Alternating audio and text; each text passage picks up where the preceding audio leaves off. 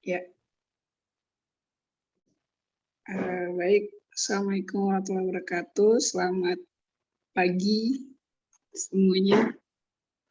Selamat pagi. Waalaikumsalam. Waalaikumsalam. Ya, jadi sekarang pembicaraan laporan ya, sekaligus evaluasi modul gitu ya. Nah, untuk sulfonasi naftalin sendiri, kemarin gimana percobaannya secara luring kan ya? Apa ada kesulitan? Atau saya tanya dulu ada dari mahasiswanya saja dulu ya. Nah, kira-kira kemarin kendalanya di mana untuk praktikumnya? Pak, kalau dari kelompok 3 mah pas penyaringan itu karena di sulfonasinya teh kayak terlalu lembut, jadi sedikit Pak, terus ada yang masuk ke pas penyaringan teh ada yang masuk ke elemen juga, terus harus dilakukan ulang kali itu Pak, terus yieldnya juga kecil dari kelompok 3. Ya, itu dari kelompok tiga. Dari kelompok yang lain gimana? Kalau dari kelompok 2 Pak, mungkin kesulitannya karena waktu itu mengganti mekanisme alat ya Pak, jadi tidak sesuai modul, jadi agak lama gitu di perakitan alat Pak. Selebihnya aman Pak untuk dari kelompok 2. Ya, oke itu ya. Jadi mungkin ada beberapa masalah, termasuk mungkin yang bagian terakhir mungkin sudah nggak bisa ngukur ini ya, titik lele ya kemarin ya. Iya Pak. Ada Iya, yang Pak. sempat mengukur titik lele kelompoknya?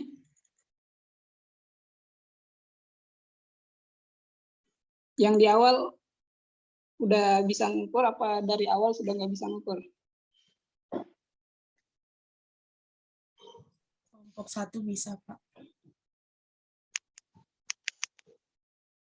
Ya, siapa yang praktikum minggu awal? Ada yang sempat kelompok yang bisa ngukur titik leleh? Kelompok 1 bisa, Pak. Oh, kelompok 1 bisa. Nah, kalau dari kalian sendiri yang kalian dapatkan, apakah sudah sesuai dengan literatur atau bagaimana?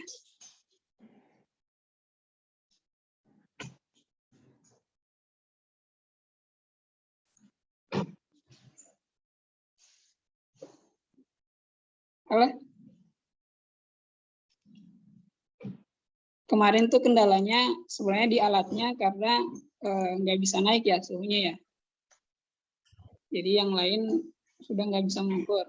Nah, tapi sebenarnya walaupun kalian nggak bisa mengukur salah satu parameter seperti titik leleh, sebenarnya kalian bisa tetap menganalisis apakah itu naftalen mungkin dari melihat wujudnya ya, kalian bandingkan dengan literatur ya. Jadi mungkin di pembahasan kalian baiknya ada ya muncul ya, tetap muncul kalian menganalisis mungkin secara visual bahwa produk yang kalian dapatkan dari hasil percobaan ini itu sudah benar merupakan naftalen sulfonat ya. Kemudian dari segi perangkaian alat sendiri memang kemarin berbeda ya tentunya dengan modul. Nah, ada yang bisa menjelaskan bedanya kenapa? Halo? Yang tadi kesulitan merangkai karena apa? Karena ada perbedaan dengan di job sheet ya. Gimana perbedaannya? Perbedaannya Pak untuk rangkaian alat yang kelompok 2 dan kelompok 1 itu dari alatnya juga beda Pak, kayak misalkan pakai labu leher 3 dan pengaduknya itu langsung di atas ini Pak, pakai mesin motor pengaduk, bukan pakai magnetic stirrer Pak, kayak gitu. Jadi untuk rangkaian alatnya juga beda dengan modul. Iya, jadi kemarin memang sempat dibuat seperti itu ya, menggunakan motor pengaduk itu untuk yang kelompok awal ya. Nah, tapi sebenarnya nggak apa-apa, itu jadi pembelajaran kalian sebenarnya ya, bahwa kalian bisa melaksanakan teknik percobaan yang mana saja ya. Kalian bisa menggunakan langsung penangas air dengan magnetic stirrer tentunya, ataupun kalian bisa menggunakan water bath ya. Kemudian pengaduknya bagaimana? Pengaduknya menggunakan motor pengaduk ya. Itu bisa saja. Yang penting kalian harus pahami ketika kalian melakukan percobaan itu apa tujuannya sebenarnya ya. Apa maksud dari perlakuan yang kalian lakukan ya. Seperti misalkan dalam hal ini kalian melakukan sintesis naftalen sulfonat ya. Nah, untuk sintesis naftalen sulfonat itu sendiri kalian perlu apa? Kalian perlu untuk mencampurkan antara naftalen dengan agen sulfonasi. Nah, untuk pencampurannya sendiri kalian butuh pengadukan ya, kalian butuh pengadukan. Nah, sehingga pengadukannya bisa kalian menggunakan untuk skala lab, kalian bisa menggunakan magnetic stirrer maupun kalian menggunakan motor pengaduk ya. Nah, sebenarnya itu akan sama saja ya. Yang penting kalian dalam merangkai alatnya kalian benar ya. Kalian merangkai antara reaktornya berupa labu mungkin dengan water bath ya, dan juga kondenser. Nah, kalian harus bisa merangkai dengan benar ya. Jadi tidak sembarangan ya. Termasuk tadi. Nah, untuk kondenser sendiri kalian harus tahu, misalkan air pendingin, untuk pendinginan itu air masuknya di mana dan air keluarnya di mana ya. Dan bahkan ada juga kalau kalian melakukan 2 percobaan sekaligus ya. Dalam hal ini contohnya misalkan kalian ada 2 kelompok ya. Kalian bisa melakukan perangkaian secara paralel ya. Jadi kemarin sudah ada yang mencoba ya. Jadi air keluaran dari kondenser kelompok yang satu menjadi air masuk untuk kelompok yang lain ya. Hingga itu mungkin bisa lebih efisien ya. Bisa itu. Nah, nanti kalau kalian pas melakukan penelitian, kalian bisa bagaimana kreativitas kalian ya. Kalian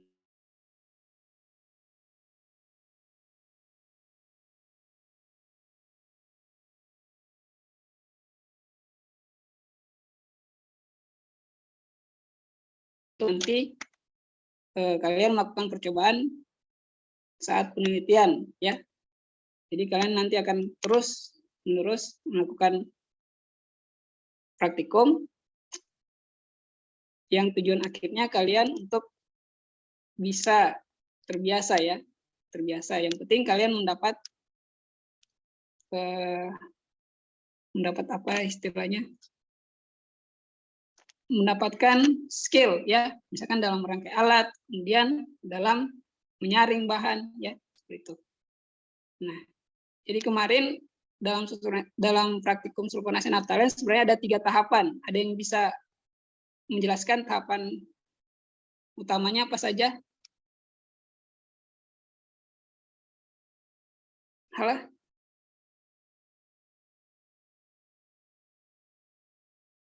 Kalian mulai dari merangkai alat ya, merangkai alat. Kemudian kalian melakukan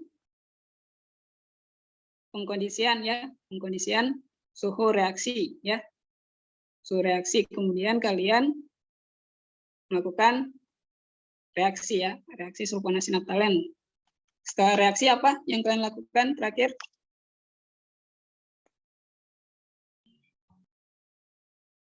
Penyaringan, Pak. Benar? Penyaringan? Dan pemurnian. Nah, penyaringan dulu apa pemurnian dulu? Nah, jadi kalian harus dalam menulis laporan, nanti kalian harus terstruktur ya, harus sesuai urutan yang pengerjaan yang benar. Kalian menjelaskan tahapan demi tahapan dari percobaan yang kalian lakukan itu sesuai urutan yang benar, dan masing-masing tahapan itu ada tujuannya ya. Yang pertama kalian melakukan pencampuran apa?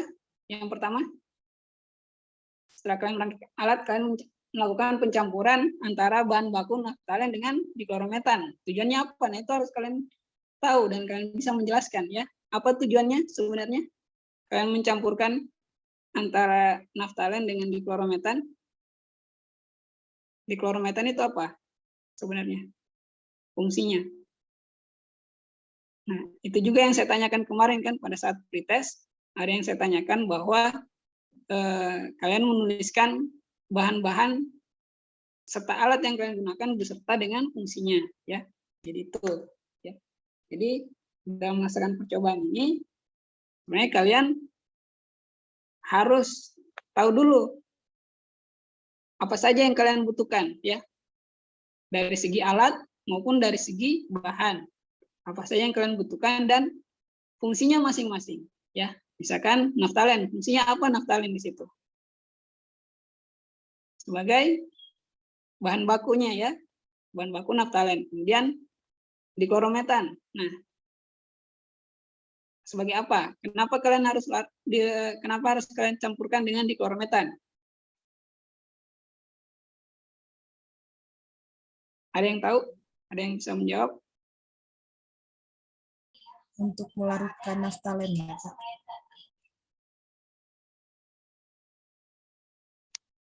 Ya, untuk melarutkan naftalen ya. Jadi naftalen nanti akan direaksikan dengan agen sulfonasi. Agen sulfonasi itu apa?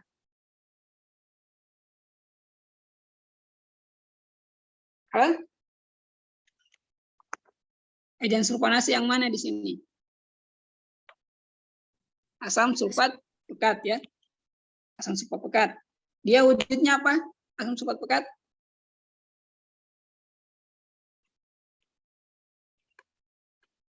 Halo?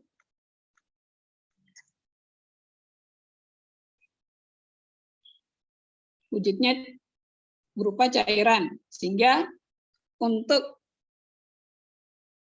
bisa mereaksikan antara naftalen dan sulfonat, maka naftalennya harus dilarutkan terlebih dahulu dengan diklorometan ya. Nah, itu tujuannya ya. Dia dilarutkan terlebih dahulu dalam diklorometan sehingga nanti bisa untuk bereaksi dengan agen sulfonasi ya. Jadi itu makanya pertama kalian larutkan dulu dan kalian kondisikan reaksinya. Nah, itu harus kalian bahas di laporan kalian ya. Ini jadi saya nggak perlu melihat ini ya. Laporannya sih sudah cukup ya. Jadi kita bahas dulu tentang modulnya ya, tentang evaluasi dari modul kemarin ya. Nanti coba kita lihat laporan kalian ya. Nanti coba lihat satu contoh laporan kalian mungkin ya. Jadi untuk evaluasi modulnya jadi itu ya, jadi kalian harus ingat ya, dalam percobaan ini kalian pertama-tama melakukan tahapan apa dan fungsi dan tujuannya apa ya. Pertama kalian melarutkan diklorometan, tujuannya melarutkan naftalen dengan diklorometan ya. Tujuannya apa ya? Itu harus kalian bahas nanti di laporannya ya. Harusnya kalian bahas, harusnya sudah, karena kalian sudah melaporkan, harusnya kalian sudah kan membahas di laporannya ya. Nanti coba kita lihat. Kemudian tahapan yang kedua apa? Kalau sudah dilarutkan maka dan reaksi dan suhunya harus tercapai ya. Suhunya harus tercapai. Nah, suhunya itu dia di suhu berapa? Kemarin sekitar 70 derajat Celcius ya. Nah, sementara kalian menggunakan pelarut diklorometan. Nah, diklorometan titik didihnya berapa? 39,6.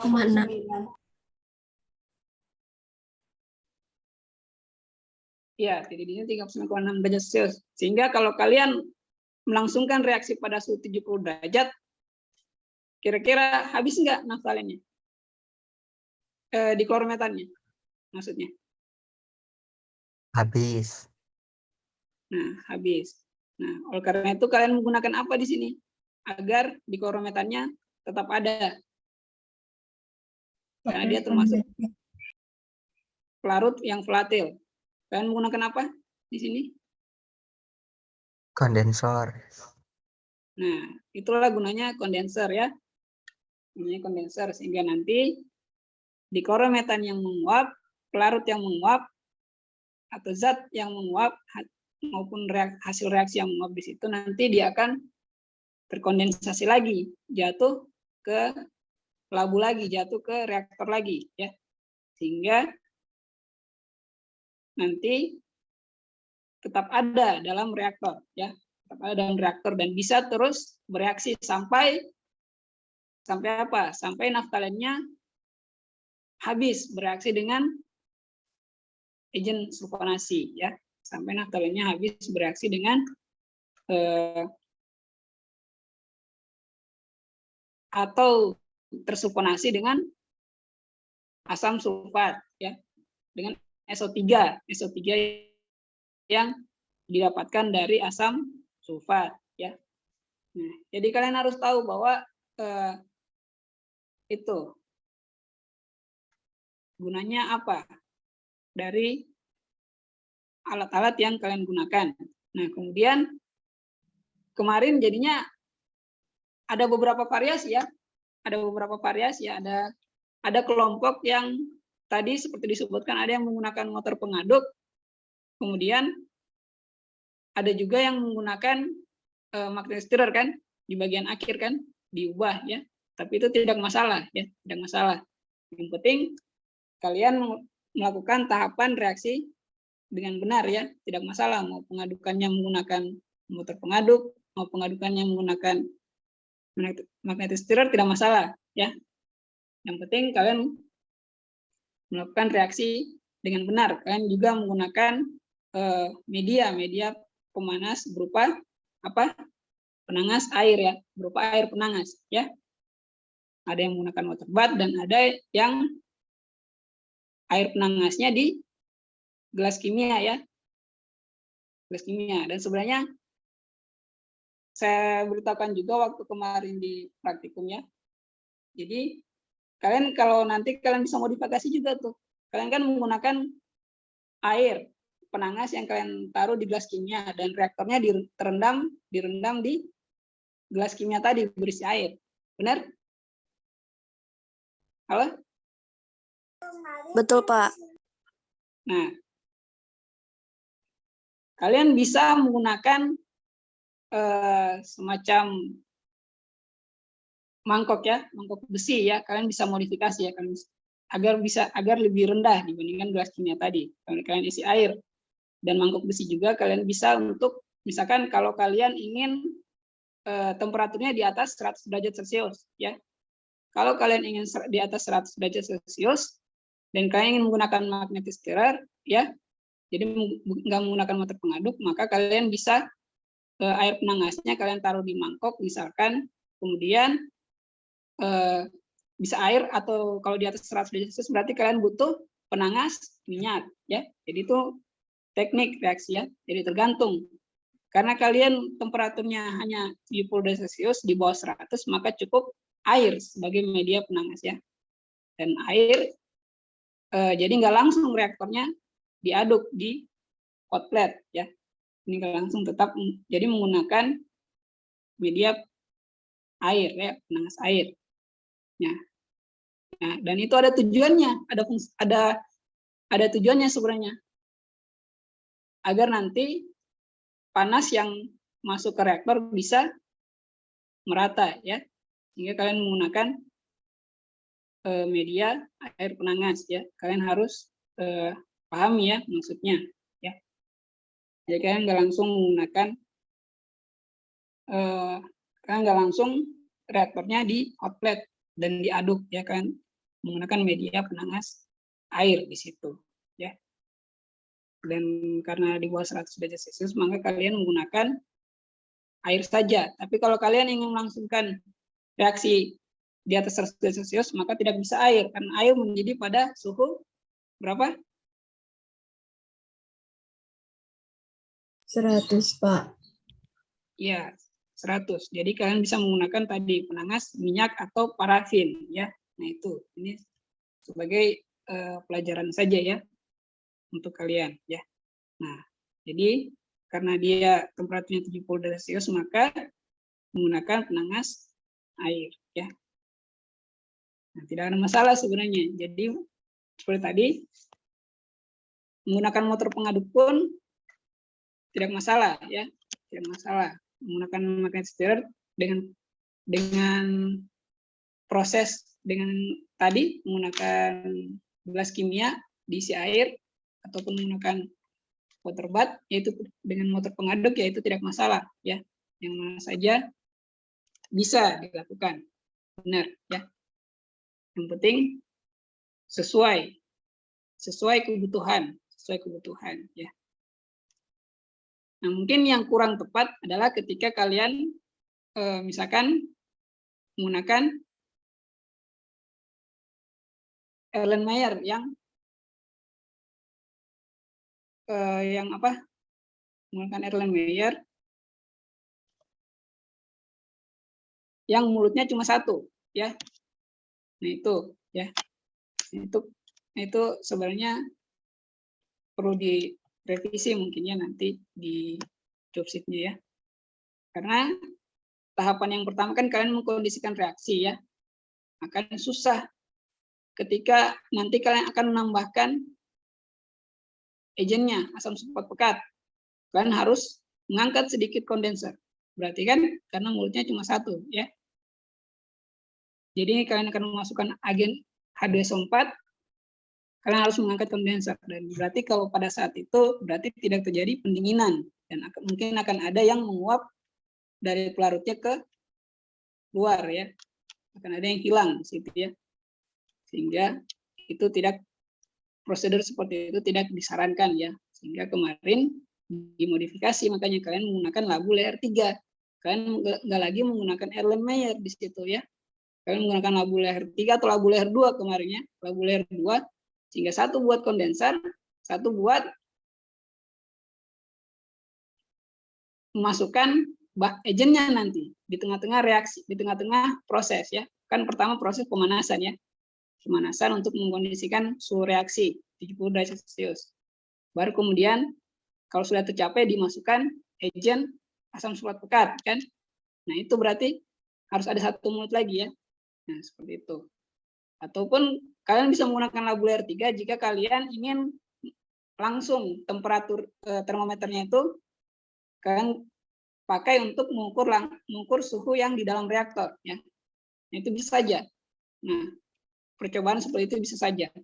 Tapi kemarin tidak dilakukan, kalian hanya cukup mengukur suhu apa yang kemarin kalian ukur? Ukur suhu airnya, Pak.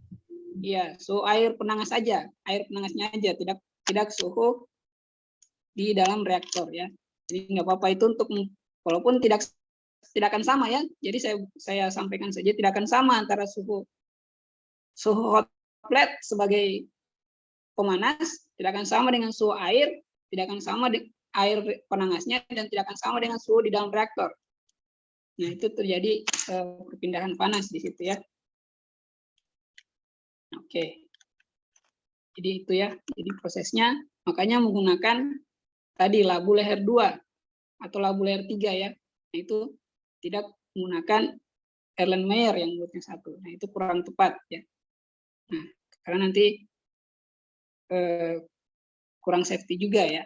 Tidak safety juga ya. Jadi makanya dimodifikasi makanya disesuaikan ya dengan kondisi, karena kita ada labu leher 2, ada labu leher 3, jadi kita tidak menggunakan Erlenmeyer ya. Kemudian setelah proses sulfonasi sejam, maka dilakukan pemurnian ya, pemurnian menggunakan etanol dan air panas ya. Kalian bisa lihat di situ ada perubahan ya. Jadi kalau pada saat kalian melangsungkan reaksi, kalian menambahkan agen asam sulfat pekat, maka kan ada perubahan warna kan, yang semula bening kan, benar nggak? Iya, Pak. Ada yang nggak berubah nggak ininya pada saat kalian mereaksikan? Berubah, Pak. Ya, jadi itu menunjukkan adanya reaksi ya, ketika ada perubahan warna. Dan pada saat kalian melakukan pemurnian lagi akan ada perubahan lagi ya. Nah, nanti akan berubah menjadi agak kekuningan, kuning jernih ya, agak lebih jernih ketika kalian menambahkan etanol ya. Nah, karena dan itu ada tujuannya ya, penambahan etanol itu buat apa? Nah, itu harus kalian tulis di laporannya ya. Harusnya nanti dilihat, harus ada di laporannya. Setiap perlakuan itu ada tujuannya, ada maksudnya ya. Seperti tadi penambahan etanol setelah reaksi itu buat apa ya. Nah, sebenarnya untuk memurnikan dia dari sisa bahan bakunya yang tidak bereaksi. Kemudian nanti kalian tambahkan lagi dengan sisa asam. Tambahkan lagi dengan air panas untuk memurnikan dari sisa asam. Nah, sebenarnya prosedur yang tepat,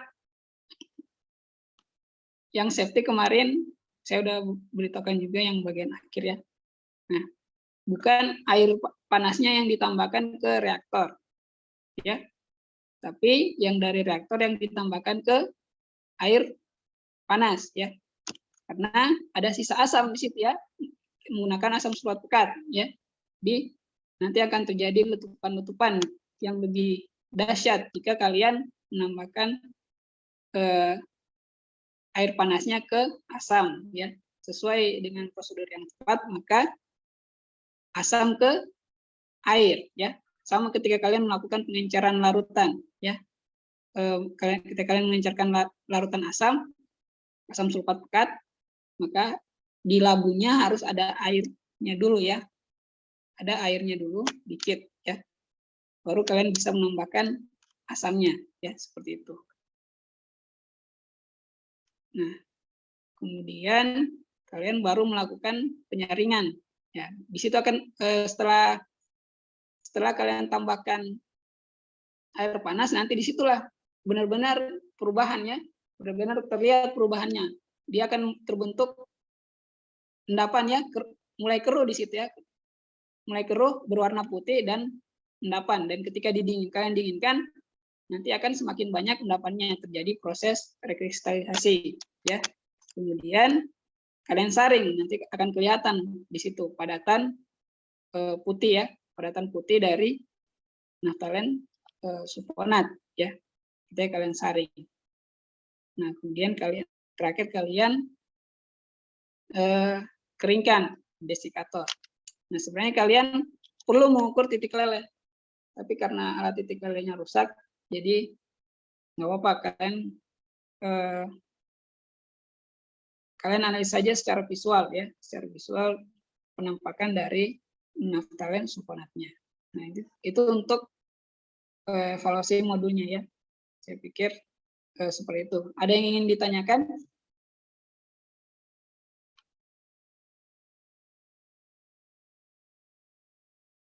Nah, ada yang ditanyakan? Saya ingin kita coba lihat contoh satu laporan, ya. Apakah sudah ditulis dengan tepat, ya? Nah, atau coba kita lihat laporan ya. Kita lihat satu laporan. Ini.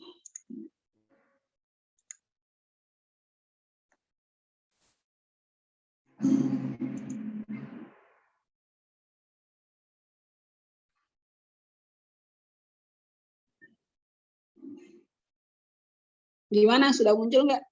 Halo?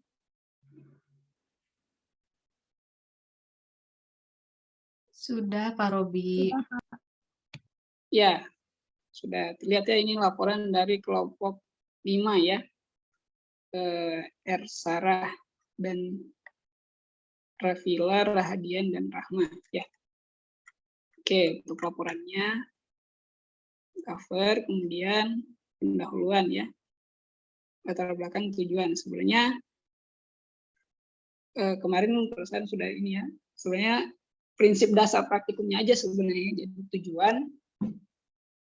Walaupun lengkap seperti ini sih, tapi kalau cuma menuliskan tujuan aja sudah cukup sebenarnya ya. Tujuan, kemudian prinsip dasar dari praktikum ya. Prinsip dasar praktikumnya ya. Nah, dan prinsip dasar praktikumnya, jadi kalian tidak sepanjang ini mengcopy paste dari job sheet ya, sudah ada di job sheet ya, kalian tidak perlu mengcopy paste dari job sheet. Jadi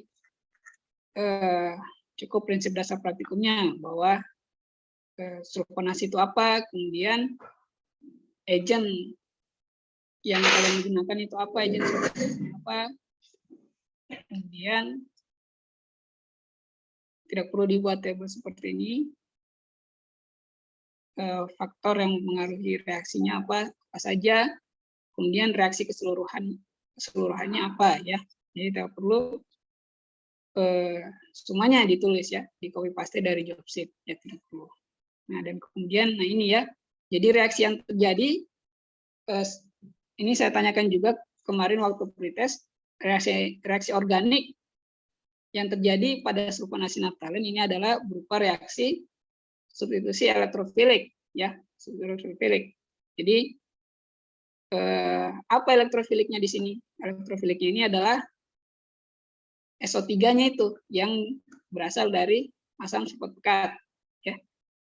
Nah, ini harus kalian bahas di laporan ya, di pembahasan kalian ya, di pembahasan kalian bahas juga bahwa apa sih yang terjadi pada proses sulfonasi naftalen itu, reaksinya bagaimana ya, mulai dari pembentukan elektrofilik, kemudian nanti karena ini reaksi organik ya, sintesis organik, jadi dia mengalami akan terjadi reaksi organik berupa substitusi elektrofilik ya. Nanti elektrofiliknya menyerang naftalen sulfonat ya. Saya sempat jelaskan bahwa waktu praktikum bahwa elektrofilik ini artinya dia suka elektron ya, beda dengan nukleofilik ya. Kalau nukleofilik berarti dia suka inti ya, yang kurang elektronnya. Sementara ini elektrofilik, dia suka elektron, dan senyawa aromatik seperti naftalen ini, dia ini banyak elektron di sini ya, banyak. Nah, kalian nanti bisa lihat juga, bisa baca, ada untuk senyawa aromatik ada yang namanya delokalisasi elektron ya. Nah, ini dia akan menyerang naftalen sehingga nanti SO3-nya dia masuk sehingga nanti akan menjadi gugus sulfonat ya nanti. Dan reaksinya karena menggunakan HSO4 ini hanya reaksi samping, produk sampingnya ini hanya menghasilkan air saja ya.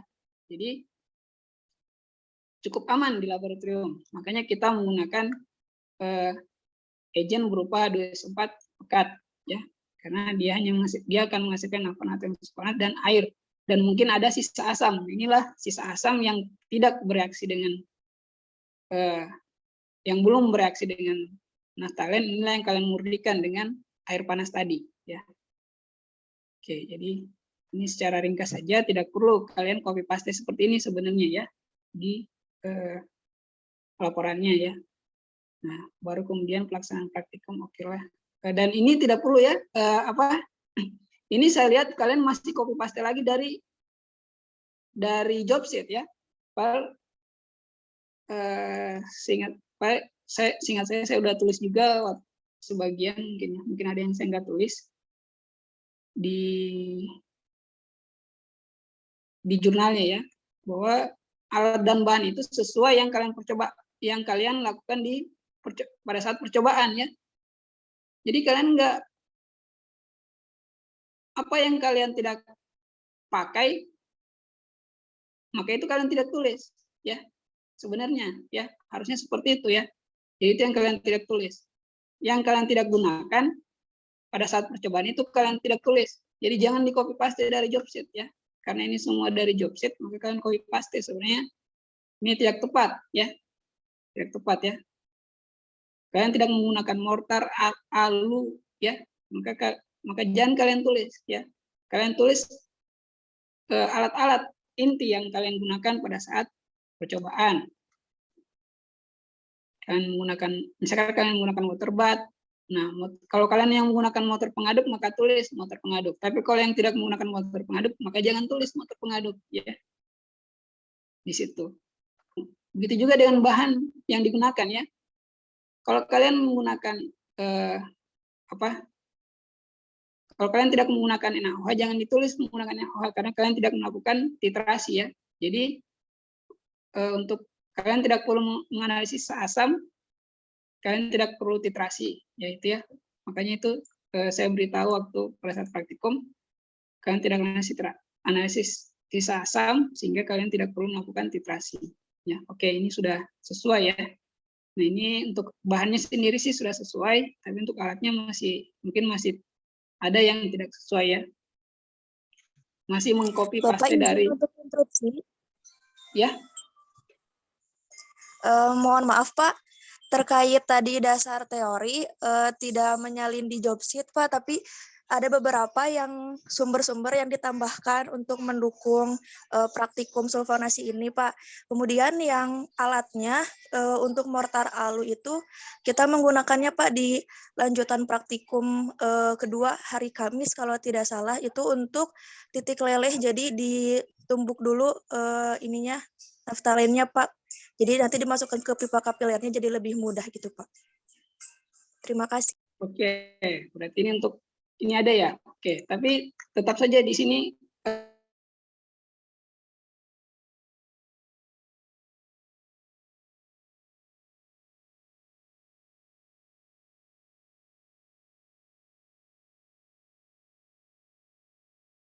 nah, makanya nggak perlu dasar teori ya, prinsip dasar praktikumnya ya. Nah, pengantin juga sempat bilang kan bahwa yang kalian tulis prinsip dasar praktikumnya saja ya untuk laporan ya. Nah, oke, kalau ini digunakan ya, tapi nah seperti yang saya sampaikan bahwa yang kalian tulis di alat dan bahan ini sesuai yang kalian gunakan. Oke, kalau sudah digunakan yang mortar dan alu tidak apa-apa. Tapi untuk yang lainnya ya, untuk yang lainnya dan untuk yang berikutnya, karena waktu yang sebelumnya masih ada saya dapatkannya yang untuk sesuatu yang anorganik pernah didapatkan hanya menyalin dari job sheet ya. Jadi itu yang diharapkan seperti itu ya. Kemudian prosedur kerja, nah oke, prosedur kerjanya sudah berupa diagram alir dan desain reaktornya ini. Nah ini ya, jadi ada yang menggunakan seperti ini, ada juga yang menggunakan motor pengaduk ya, tidak masalah ya. Yang penting kalau kalian menggunakan motor pengaduk, maka kalian tulis di sini motor pengaduk. Nah kalau kalian tidak menggunakan motor pengaduk seperti kelompok ini, maka jangan ditulis ya. Nah, begitupun dengan untuk analisis produknya ya. Analisis produknya ya, kalian hanya menulis yang kalian lakukan saja ya. Bagi yang tidak mengukur titik leleh, maka tidak perlu menulis adanya pengukuran titik leleh ya. Oke, uraian keselamatan kerja dan potensi bahaya.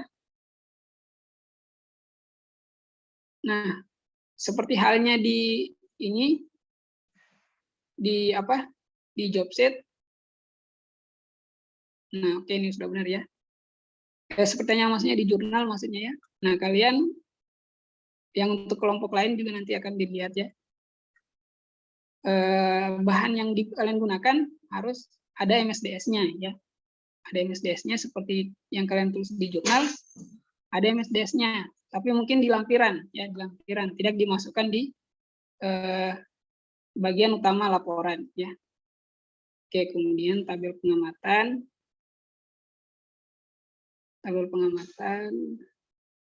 Oke ya.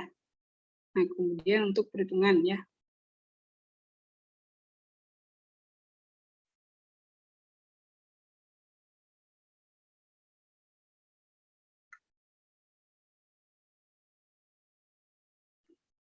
Oke, ini sudah benar ya. Untuk pengolahan datanya sudah benar ya. Jadi kalian harus tulis ya. Harus tulis lengkap ya.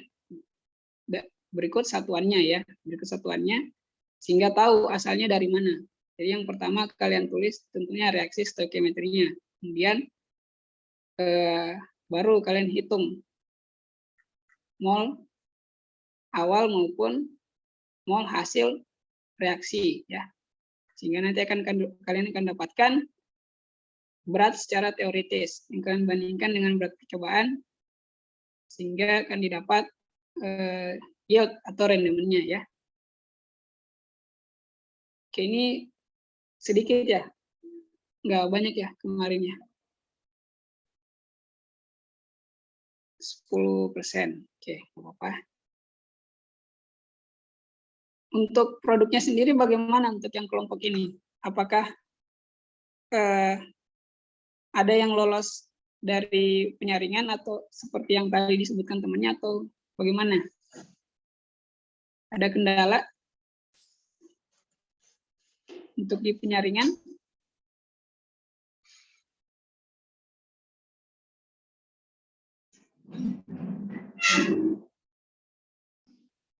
Enggak ya, harusnya kalian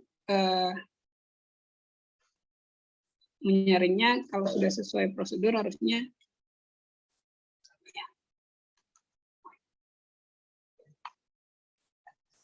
mati.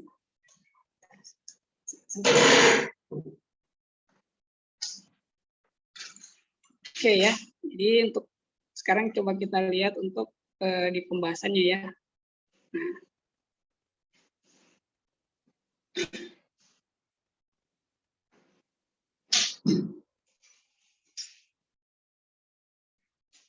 Nah, harusnya, ini sebagai koreksi saja ya. Kalau memang nggak ada revisi, tapi mungkin untuk berikutnya ya. Jadi pembahasan kalian tidak perlu lagi menulis jumlah pastinya sepertinya untuk 5 gram naftalen ditambah asam sulfat 6 mil asam sulfat pekat ya. Nah, kalaupun kalian menulis yang lebih tepatnya adalah mol ya, molnya ya. Berapa mol naftalen yang direaksikan dengan berapa mol asam sulfat pekat. Sehingga nanti kalian secara teoritis dan kalian bisa bahas secara teoritis harusnya yang terbentuk adalah sekian mol dari naftalen sulfonat, sekian mol atau sekian gram dari naftalen sulfonat. Nah, itu yang diharapkan terbentuk berdasarkan perhitungan secara teoritis. Nah, kemudian penulisan seperti ini setelah dirangkai, masukkan naftalen, diaduk, dipanaskan, kemudian ditambahkan diklorometan, ditambahkan ini. Nah, ini kalian seolah masih menulis seperti prosedur kerja ya. Ya, dan ini sebenarnya ada kesalahan ya. Kemarin kalian tambahkan diklorometan kan, kalian larutkan dulu kan di naftalen, baru kalian panaskan ya. Jadi kalian tidak suhunya 60 derajat Celcius, baru kalian masukkan diklorometannya. Yang benar itu adalah Dan ini pun suhunya sebenarnya kemarin perasaan 70 derajat kemarin pada saat percobaan itu harusnya 70 derajat Celcius ya. Nah, ini kenapa 60 derajat Celcius di sini? Kemarin 70 derajat Celcius itu suhu penanas. Dan kalian mengkondisikan reaksinya itu sudah masuk di kalorimeternya ya. Kalian mengkondisikan reaksinya suhunya sampai 70 derajat Celcius ini baru ditambahkan asam sulfat pekat ya. Baru ditambahkan asam sulfat pekat. Jadi asam sulfat pekat masuk ketika suhunya sudah 70 derajat Celcius. Dan itulah pada saat ditambahkan asam sulfat pekat, itulah saat dimulainya reaksi sulfonasi selama 1 jam. Ya, selama 1 jam. Ya. Ini ada kekeliruan juga ya, di sini suhunya 70 derajat Celcius, kemudian bukan kalian panaskan dulu baru masukkan di klorometan, ini karena di klorometan ini sebagai pelarut dari naftalen ya. Kalian tambahkan di klorometan, kalian larutkan, baru kalian panaskan. Sehingga ketika sudah suhunya tercapai, baru kalian tambahkan ada sulfat pekat.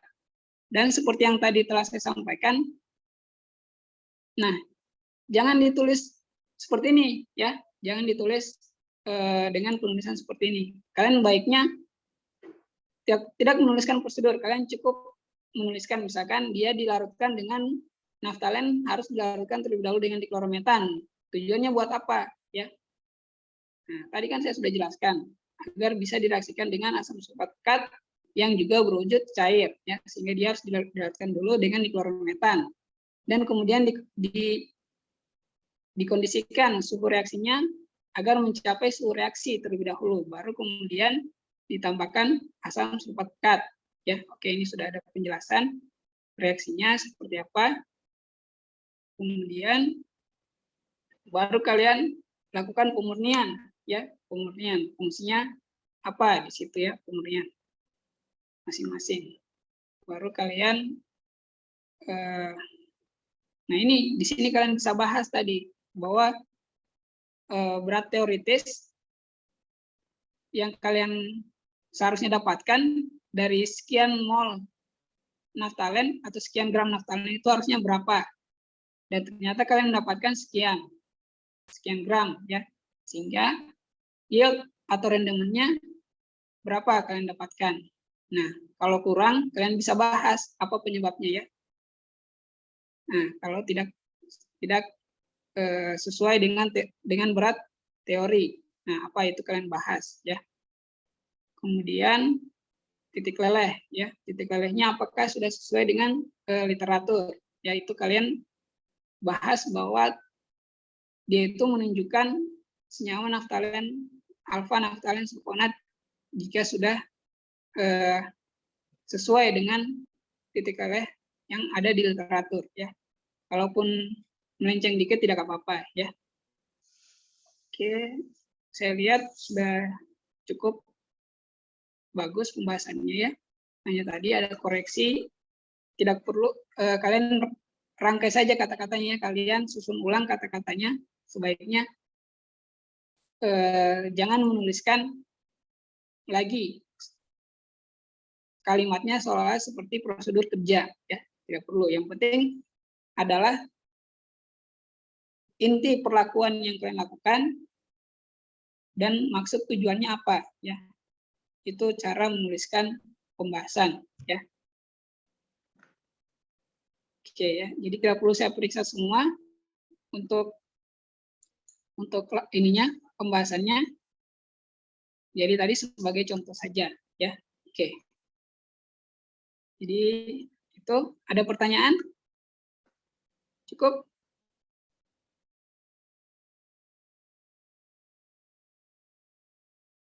Halo?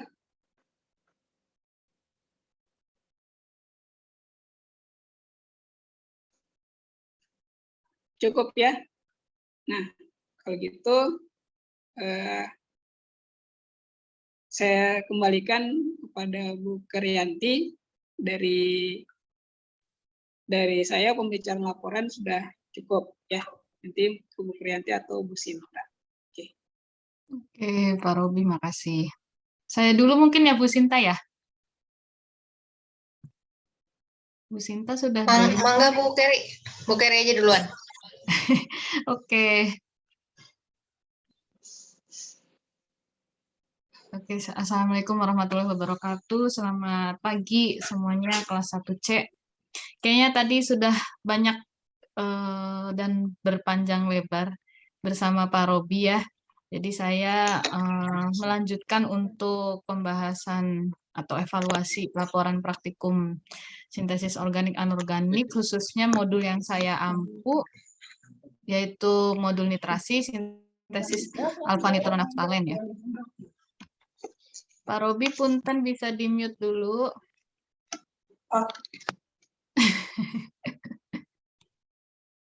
Ya, punten. Oke, terima kasih. Nanti minta tolong screenshotin juga, atau mahasiswa aja juga nggak apa-apa sih. Nah, sebetulnya untuk modul nitrasi ini mirip-mirip dengan sulfonasi ya, kurang lebih ya. Rangkaian alatnya, prinsip reaksinya gitu. Jadi tadi ketika Pak Robi menjelaskan, saya kayaknya nanti memudahkan untuk saya membahas ke kalian juga terkait modul nitrasi ini ya. Nah, untuk laporan itu dari 8 kelompok yang sudah saya koreksi itu ada 6 kelompok. Karena 2 kelompok baru praktikum minggu lalu, entah udah dikumpulkan atau belum, kelompok 5 dan 6. Kelompok, iya, 6, ya 5 dan 6 yang belum ya.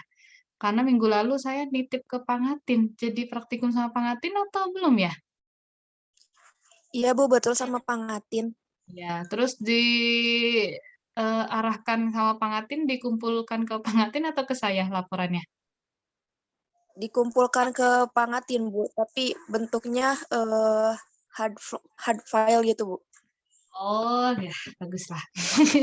Jadi saya koreksi 6 kelompok aja, nanti saya bilang ke Pangatin. Mungkin nilainya nanti bisa saya minta. Oke, jadi mungkin yang saya sampaikan ini ya secara umum aja mungkin ya, polanya juga mirip-mirip biasanya, seperti yang dari dosen-dosen lain juga. Lebih ke reminder juga terkait prinsip atau mekanisme reaksinya, barangkali sudah lama, dan bisa juga jadi masukan bagi kelompok-kelompok yang membahasnya belum, mungkin ada yang kurang lengkap gitu ya. Ada juga perhitungan yang agak keliru, jadi fungsinya evaluasi dan pembicaraan laporan ini meluruskan itu, gitu. Menyamakan persepsi lagi setelah praktikumnya sudah selesai. Ya, jadi untuk bagian pendahuluan dari laporan ini, udah terlihat ya slide saya ya? Itu tujuan itu semuanya sudah sesuai job sheet ya. Oke lah, semua hampir 6 kelompok yang saya koreksi itu kopas dari job sheet ya. Sebetulnya lebih pas lagi, tujuan itu nanti harus sesuai dengan kesimpulan yang kalian tuliskan. Jadi, kalaupun ditulis di modul praktikum itu misalnya memahami reaksi gitu ya, nanti kesimpulan kalian kan nggak mungkin ditulis paham reaksi gitu kan. Jadi boleh misalnya langsung apa yang sesuai dengan kesimpulan. Misalkan kesimpulannya itu menghasilkan misalnya ya senyawa alfa nitronaftalen sekian gram gitu ya, atau menghasilkan yield sekian. Nah, maka tujuannya cukup ambil yang itu aja, itu boleh.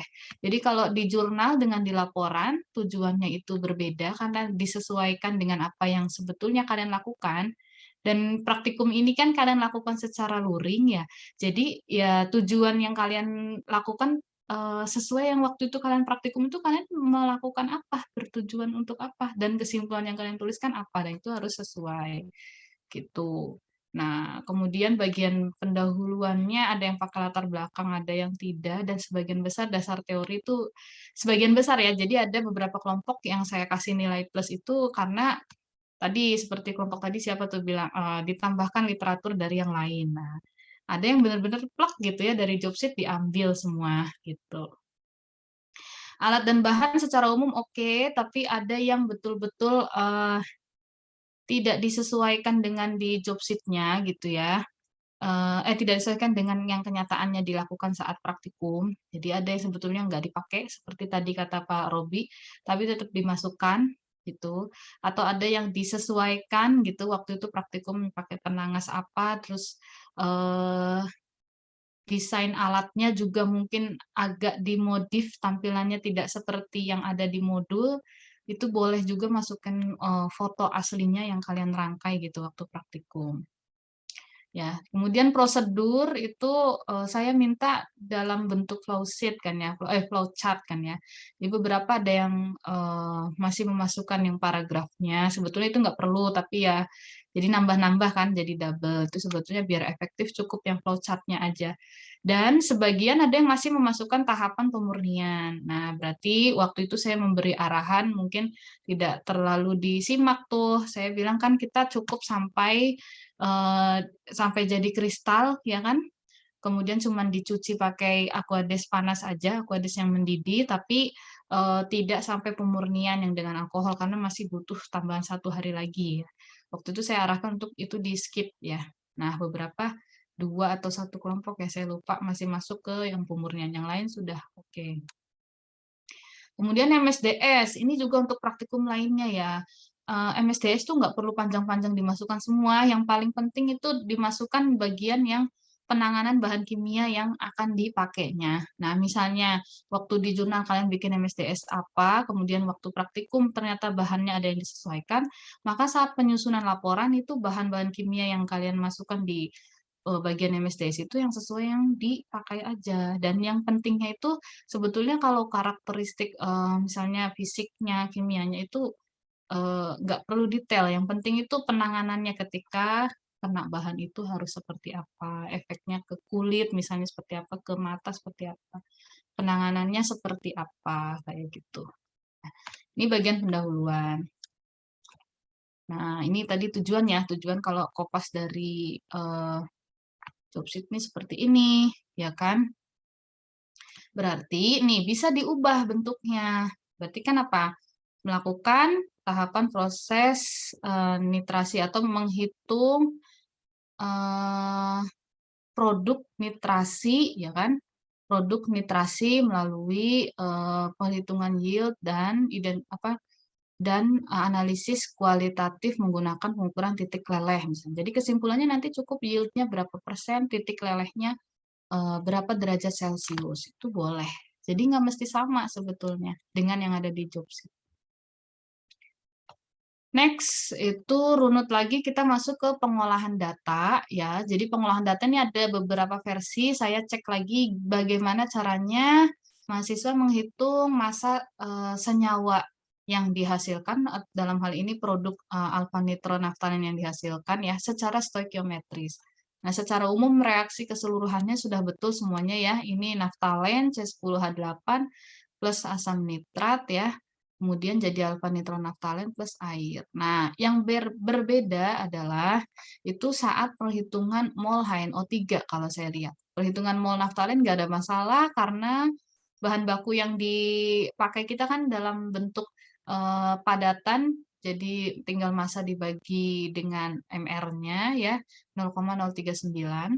Nah, tapi untuk perhitungan mol HNO3 ini beda-beda versi dan mungkin ada yang tahu rumusnya ini kemudian mencari berat jenis atau massa jenisnya itu dari internet, agak berbeda ternyata ya. Sebetulnya kalau kita cari di internet berat jenis atau massa jenisnya dari HNO3 itu 1,51 sebetulnya, tapi di job sheet terlanjur ditulis 1,41 ya.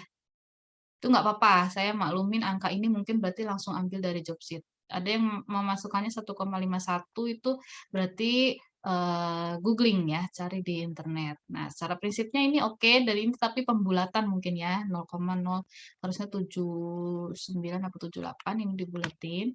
Ini tapi masih betul. Nah, kemudian walaupun nanti HNO3 tuh tetap tidak ngaruh ya, karena nanti untuk menghitung yang alfa nitronaftalen itu kan reaksi pembatasnya itu kan si naftalen ini ya, sehingga molnya ngikut naftalen. Gitu. Tapi tetap akhirnya saya kurangin nilainya untuk yang menghitung HNO3-nya masih kurang tepat ya. Nah, nanti saya akan tunjukkan contoh yang kurang tepatnya. Nah, ini sehingga karena molnya dari reaksi ini ya, kita hitung pakai awal reaksi sisa, itu molnya si alfa nitronaftalen 0,039 mol, tinggal dikalikan dengan MR-nya, maka secara teoritis yang dihasilkan dari reaksi yang kita dengan bahan bakunya 5 gram naftalen adalah 6,747 ya, atau 6,75 gram.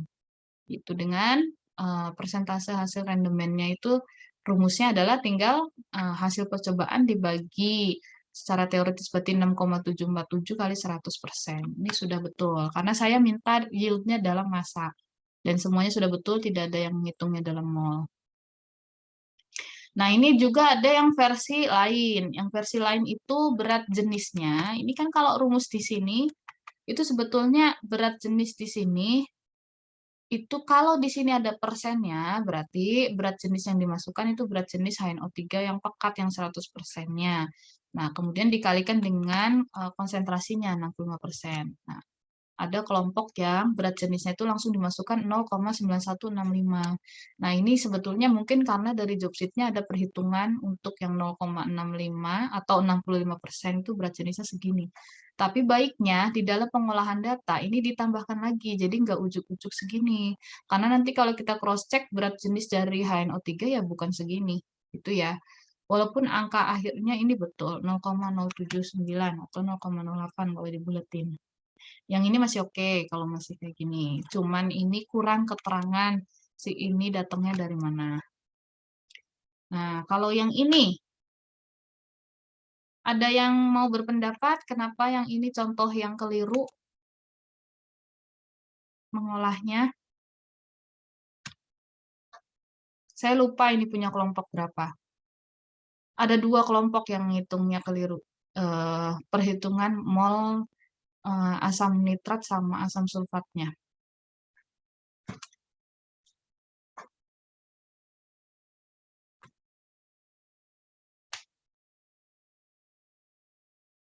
Dani, tahu Dani? Halo?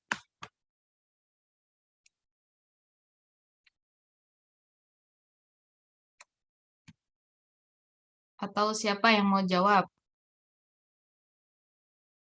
Ini tuh kelompok, sebentar saya cek dulu. Kelompok 7 dan 8. Yang perhitungannya agak keliru sedikit di situ. Salsabila. Nah, salsabila ada? Ada, Bu. Ya, kalau dilihat sekilas dari situ, saya kasih silang, kelirunya di sebelah mana, apa yang kurang. Sebetulnya dari penjelasan yang sebelumnya juga harusnya bisa ditangkap. Ini ngitung yang asam nitrat, emang nyari mol itu kan massa bagi MR. Nah, massa itu kan massa jenis kali volumenya. Nah, apakah boleh langsung seperti itu? Atau bisa dibantu oleh teman sekelompoknya? Samuel, Siva, sama Sylvia, dan kelompok 8 juga, kalau nggak salah itu kayak gitu. Siti Nurhalimah, Sopian, Sri Puji, dan Veronica, silahkan. Kurang tepatnya di mana?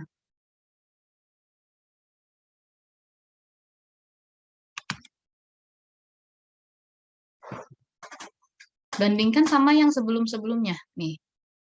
Tuh. Mana sih? Nih. Nih. Tahu ini. Nah, dibandingkan dengan yang ini. Apa yang Tidak keliru? ada reaksinya, Bu? Tidak ada apa? Tidak ada reaksinya. Reaksinya. bukan tampilannya, tapi cara menghitung molnya. Mol untuk asam nitrat dan juga asam sulfat di sini. Sebetulnya kalian nanti dimasukin ke reaksi juga, dan cuman cara menghitungnya, mendapatkan angka yang dimasukkannya ini kurang tepat nih untuk menghitung molnya. Coba dibantu sama temennya. Itu nggak ada itu ya persennya kan.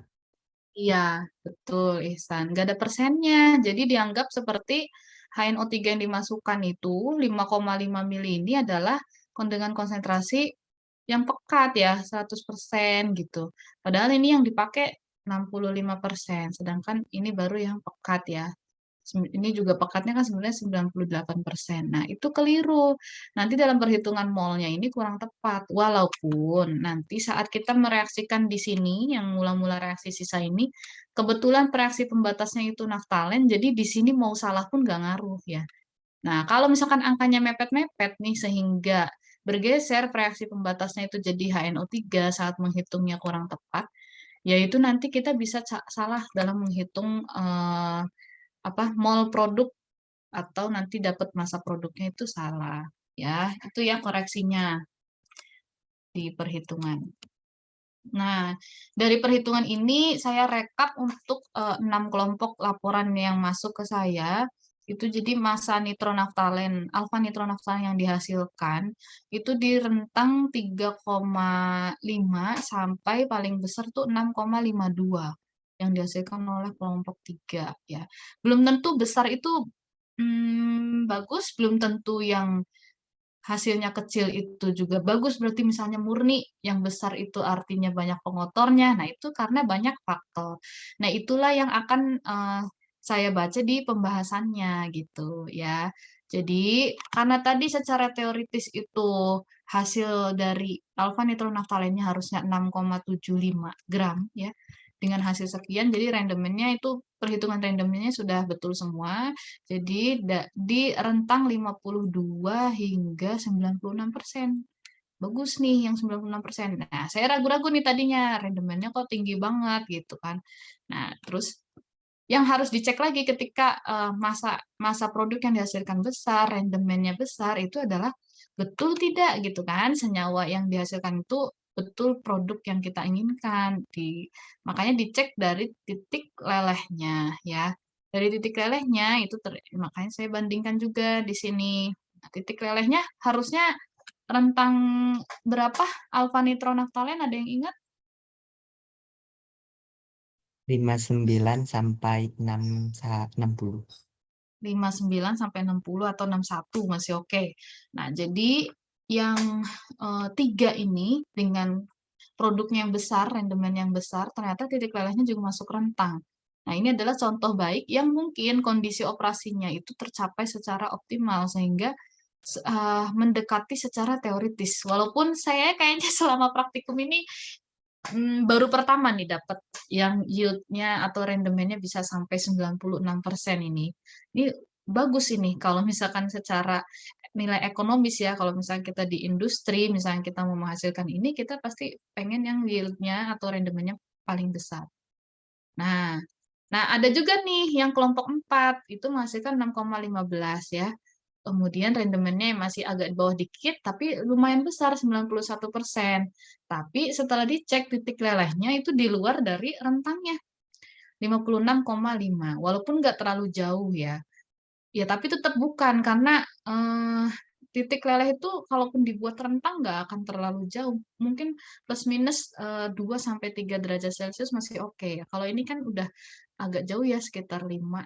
Nah, berarti ini nanti harus dibahas.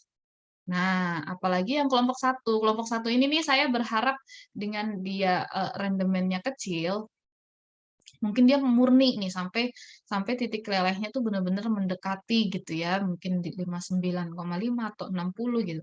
Tapi ternyata titik lelehnya malah tinggi banget. Nah, berarti kemungkinan ini kan bukan alfa nitronaftalen yang kita targetkan terbentuk gitu. Nah, ini yang kelompok-kelompok yang nilainya itu di luar dari rentang harus membahas apa yang menyebabkan ya, apa maknanya gitu dengan nilai titik leleh di luar ini. Kemungkinan pengaruhnya dari apa gitu. Nah, kelompok 7 saya nggak baca titik lelehnya. Salsabila dan kawan-kawan apa emang nggak dilakukan uji titik leleh? Karena kelompok 8-nya menguji. Berarti kan ini kan di minggu yang sama, alatnya berarti nggak masalah. Gimana? Ada Bu, udah diuji titik lelehnya di 60,8 derajat Celcius. Oh, ada ya, saya nggak baca. Ditampilkannya di mana itu? 60,8 ya. Bukan di pengolahan data ya ditampilkannya? Iya Bu, di bawah tabel data percobaan. Oh, di bawah tabel data. Oke, nanti saya cek lagi. Berarti nanti saya ini koreksi nilainya. Oke, berarti diuji. Untuk modul ini semuanya 6 kelompok diuji semua titik lelehnya ya. Ini juga masih oke, masih di rentangnya. Nah, untuk kelompok yang saya kuning-kuningkan, ini yang saya kasih merah ini berarti bagus ya. Kelompok siapa ini? Kelompok 3 ini. Yang randomnya besar dan juga titik lelehnya juga masuk rentang nih. Saya lupa kelompok siapa. Nah, bisa yang kelompok 1 dan kelompok 4 ini yang titik lelehnya masih di luar, itu kan harus ada pembahasan atau bisa juga sih dibantu sama kelompok lain ya. Yang kira-kira punya pendapat kalau titik lelehnya di luar rentang nilai dari literatur, itu artinya kenapa? Dan faktor-faktor yang menyebabkannya, yang memungkinkan, itu apa? Coba di flashback lagi saat melakukan praktikumnya kemarin.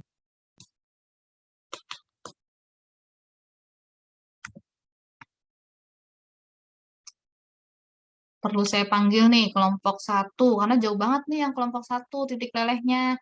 Apa waktu nguji titik lelehnya bener atau enggak? Ibu, Alifa, ya. ya waktu percobaan teh suhunya tuh belum mencapai suhu yang seharusnya. Waktu itu dijaganya 60, ternyata harusnya lebih ya, Bu. Jadi belum kebentuk. Jadi belum terbentuk. Kalau dari segi warnanya, warna alpha naftalennya warna apa kemarin? Warna kuning pucet, Bu. Kuning yang pucet. harusnya warna oranye.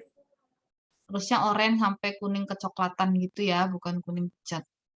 Oke, Iya. jadi dari secara visual pun kemungkinan memang bukan alpha nitronaftalen ya. Tapi kalau uji titik lelehnya betul, angkanya emang dapatnya segitu? Dicoba sekali atau beberapa kali? Dicoba segitu, Bu. Berapa kali kemarin? Duplo nggak? Baru sekali, Bu. Soalnya agak ngantri, jadi masih nggak keburu kelompok lain. Oke, lain kali kalau percobaan ya, misalnya kita punya data perbandingan dengan literatur, kalau misalkan jauh, bagusnya sih dicek lagi, nggak apa-apa yang ngantri itu biarin aja kan ngecek sekali lagi kan cuma serbuknya diganti, pipa kapilernya dicek lagi, ya. Saya apa namanya ya ragu juga, ini bisa jadi waktu uji titik lelehnya yang kurang tepat gitu kan, atau bisa jadi ya memang saat percobaannya. Tapi nanti tadi yang disampaikan oleh Alifa itu harus ada di pembahasan. Ya, bisa jadi suhunya yang memang belum tercapai. Selain itu, apalagi yang mempengaruhi? Pengadukan ya, Bu. Pengadukan, ya betul. Nah, ini banyak kemarin tuh fenomena pengadukan yang kurang optimum ya yang saya lihat. Jadi, nah tapi terus saya ya udah nanti lihat hasilnya nanti percobaannya randomen dan uji titik lelehnya gimana. Pengadukannya gimana kalau yang secara Alifa lihat waktu itu? Secara visual, apa yang terjadi kendala di pengadukannya?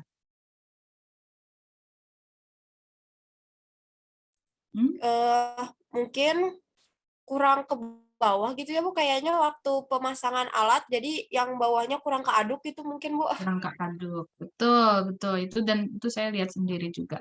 Jadi banyak yang agak terlalu ke atas masang pengaduknya sehingga memang nggak terlalu teraduk itu di bawah, ya reaksinya yang nggak optimal, jadi pembentukan nitronaftalennya tidak optimal gitu. Nah, kira-kira minimal 2 itu yang harus dibahas yang memang secara visual terlihat dan memang itu merupakan contoh faktor-faktor yang mempengaruhi reaksi nitrasi ini ya. Itu saya baca sekilas di laporan kemarin yang dari 6 kelompok ini ada lah. Cuman saya belum baca semuanya, jadi dari 4 anggota saya baca 1, 2 gitu. Oke, nah kemudian dihubungkan juga kalau bikin pembahasan itu diawali dengan mekanisme reaksinya. Bukan yang kopas banget dari job sheet, tapi dihubungkan dengan percobaan yang kalian lakukan gitu. Ya, jadi apa namanya di awal itu kan kita kan memasukkan mix acid itu kan ada HNO3 dan H2SO4. H2SO4-nya ini berperan sebagai untuk pembentukan elektrolit ini. Kalau nggak ada H2SO4 nanti HNO3 yang ini nih tidak terjadi perpindahan proton gitu. Ya, kita kan targetnya nanti membentuk si ion nitrilnya ini. Nah, ini dibantu dengan H2SO4. Nah, nanti faktor-faktornya juga H2SO4 ini semakin besar konsentrasinya ini akan semakin bagus ya. Ya, kemudian nanti ada faktor lain itu yaitu perbandingan ya atau rasio komposisi dari mix acidnya ini yang ngaruh.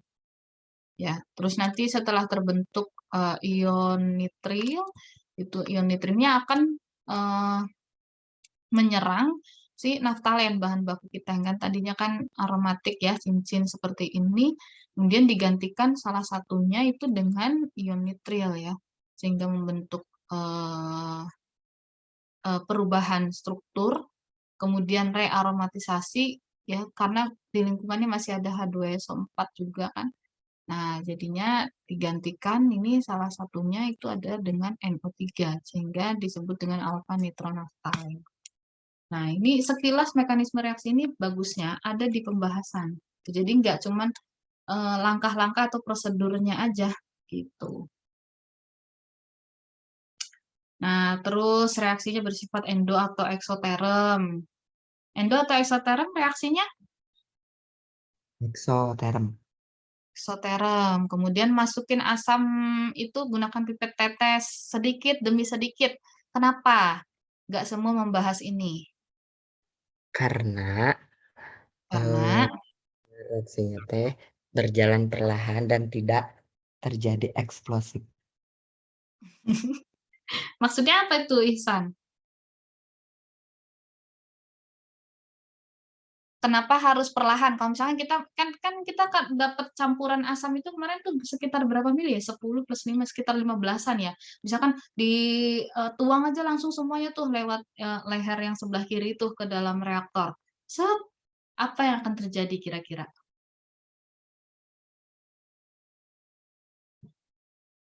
Ada yang tahu? Ada loh yang nulis pembahasannya ini. Mungkin lupa.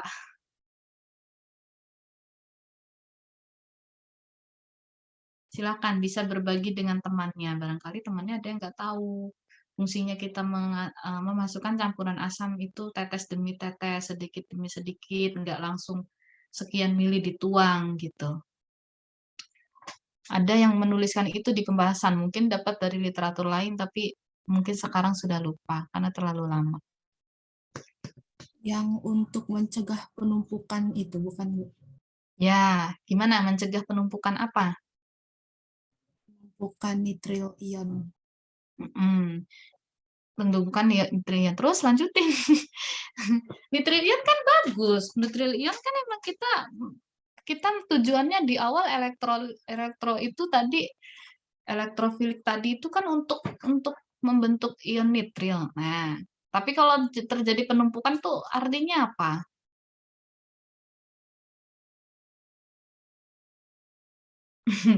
Asifah nih nanggung-nanggung nih jawabnya. Dibantuin sama yang lain boleh? Ini Bu sambil baca ya Bu. Kecepatan penumpukan nitril ion yang berlebih dan tidak diimbangi dengan reaksi adisi nitril ion ke dalam senyawa naftalen akan menyebabkan nitril ion akan kembali menjadi HNO3.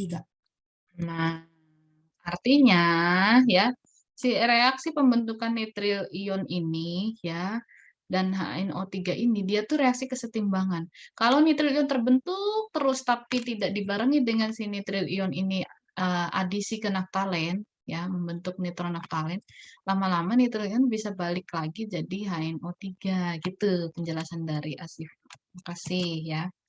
Nah, mana sih? Nah, ini sebenarnya saya udah siapin juga. Jadi reaksi menggunakan nitril ion reaksi kesetimbangan. Kalau kesetimbangan itu ya, kalau misalkan terlalu bertumpuk nih si ion nitril ini bisa balik lagi ke sini ke asam nitratnya lagi. Nah, jadi tidak terbentuk alfa nitronaftalennya. Akan terkonversi kembali jadi HNO3. Nah, sedangkan kalau kita pelan-pelan terbentuk nitril.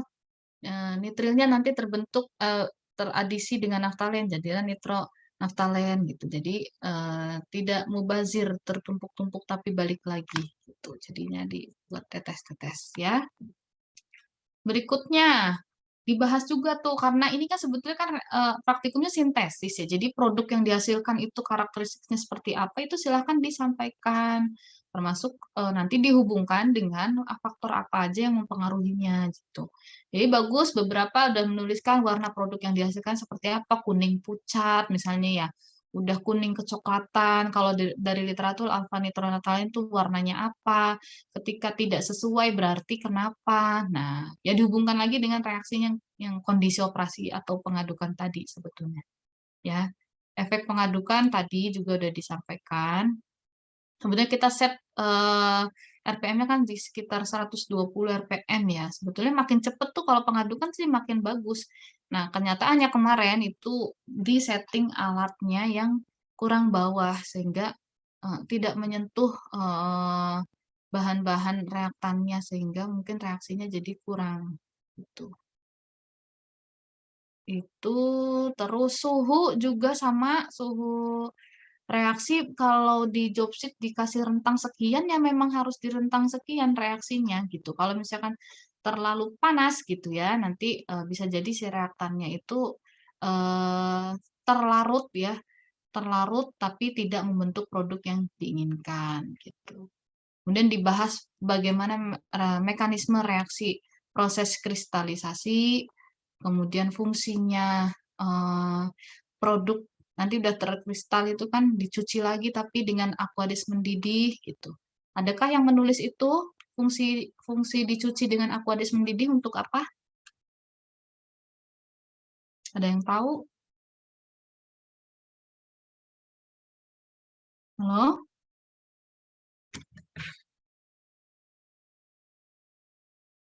Fungsinya untuk membersihkan zat pengotor, Bu. Zat pengotor khususnya? Zat pengotornya yang ada di, kan kita tahu semua zat-zatnya yang kita masukkan kan tahu ya. Khususnya kalau dari setelah proses kristalisasi, yang mau kita hilangkan dari produknya kita itu adalah pengotornya di sini kan kita tahu tuh masukinnya bahannya cuma ini gitu. Nah, yang Aquades ini biasanya untuk mencuci atau membilas produk kristal kita, kristal alfa nitronatalin dari campuran asam. Campuran asam, ya. Khususnya itu untuk membilas dari campuran, barangkali masih ada sisa-sisa asam. Nah, itu juga sebetulnya yang bisa mempengaruhi kalau misalkan pas dites diuji titik leleh itu ternyata nggak terlalu murni atau rada bergeser ya rentang suhunya. Itu bisa jadi ya itu waktu reaksinya sih udah terbentuk, udah optimum, kondisi operasi udah, pengadukannya udah, setting alat pengadukan udah, kondisi RPM-nya juga udah memenuhi, tapi waktu membilas ya, kalau saya mengamati waktu praktikum ada yang udah mendidih, tapi akhirnya tuh nggak saat panas-panas itu dibilasnya, akhirnya suhunya agak turun, mungkin proses pembilasannya itu juga jadi tidak kurang optimal. Gitu. Jadi masih ada sisa-sisa asam di situ, sehingga waktu diuji titik leleh juga ya masih ada kotoran yang dimaksud itu ya asam itu bisa jadi itu ya.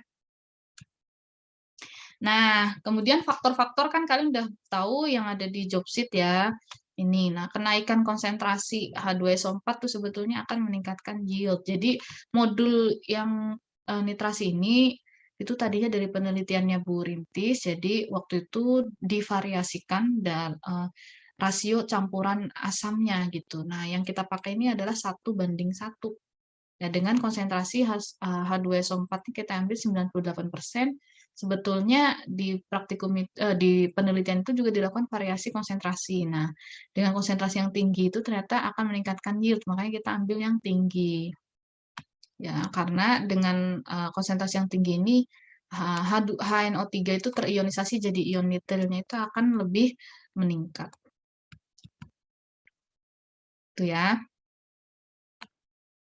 Nah, ini nilai R. Jadi kalau yang kita lakukan kemarin itu yang apa namanya? Kita tidak melakukan variasi apapun ya sebetulnya ya dengan komposisi mix acid yang udah dikasih dan nilai R. Kemudian DVS. Ya, ini faktor-faktor juga disebutkan lagi di pembahasan. Tuh. Oke. Nah, ini kalau ini catatan lain aja, catatan lain yang mungkin agak mengganggu gitu kalau menurut saya itu dalam penyajian laporan gitu. Ada satu kelompok yang agak kurang rapih, mungkin entah nggak di finishing atau buru-buru atau memang stylenya begitu, tapi kalau versi saya, kalau saya kurang suka dengan yang terlalu rapat dan tidak rata kanan kiri dan apa namanya, ya itulah nggak lurus gitu loh untuk tipe-tipe yang kalau saya sukanya yang simetris, yang rapi gitu ya. Jadi bisa dirapihkan lagi, padahal kontennya bagus. Tapi jadi agak mengganggu kalau bagi saya gitu. Itu mungkin dari saya ada pertanyaan.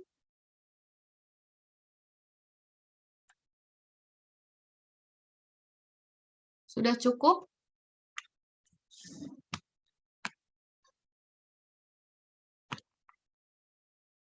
Halo, sudah cukupkah atau ada yang perlu ditanyakan lagi dari dari diskusi kita terkait modul nitrasi?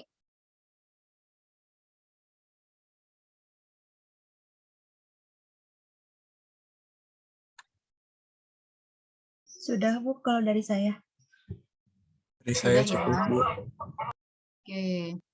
Oke, nah untuk yang tadi detail-detailnya sama Pak Robi sebetulnya udah disampaikan juga ya, kenapa pakai labu sekian, kenapa labu leher 4, kenapa kita bisa pakai cukup pakai penangas air aja. Waktu di awal saya sempat pakai yang parafin ya, tapi akhirnya yang berikutnya pakai penangas air.